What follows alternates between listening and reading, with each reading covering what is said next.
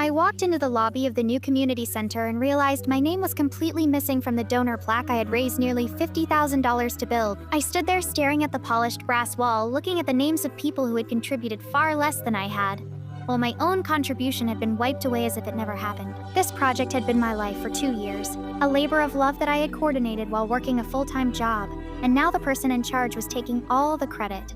I felt a cold, sinking feeling in my gut as I realized that my hard work had been used as a stepping stone for someone else's social climbing. The woman in charge of the committee was a local socialite named Mrs. Gable, who always made sure she was the center of every photograph and news article. I had done all the actual legwork, the cold calls, the bake sales, and the corporate sponsorships, while she had mostly just showed up for the ribbon-cutting ceremonies. I had trusted her when she said she would handle the final engraving of the plaque because I was too busy finishing the final audit of the funds. Seeing the finished product now, it was clear that she had deliberately excluded me to make it look like she had done the majority of the work herself. It was a level of petty theft that I hadn't expected from a supposedly respectable member of the community.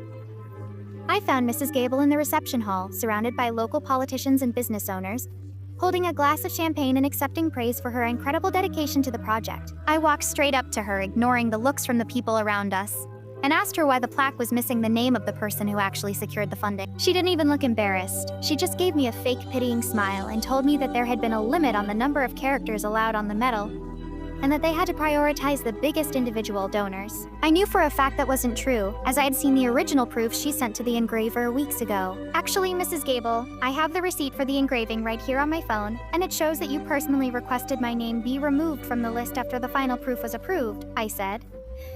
I made sure my voice was loud enough for the mayor and the local reporter to hear every word. She tried to laugh it off as a misunderstanding, but I pulled up the email chain on my screen and showed it to the people standing nearby. The look of horror on her face as the room went quiet was the most satisfying thing I had experienced in years. I wasn't just some volunteer she could push aside.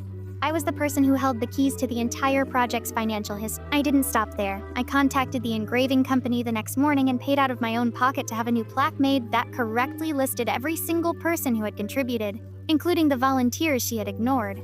When the new plaque arrived, I made sure the local paper was there to cover the installation, and I gave an interview where I detailed exactly how the funds had been raised. Mrs. Gable tried to sue me for defamation, but she dropped the case the moment my lawyer threatened to release the full audit of the committee's expenses, which showed some very questionable spending on her part.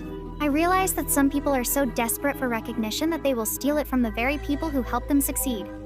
I don't work with Mrs. Gable anymore, and I've moved on to bigger and better projects where the leadership actually values transparency and teamwork.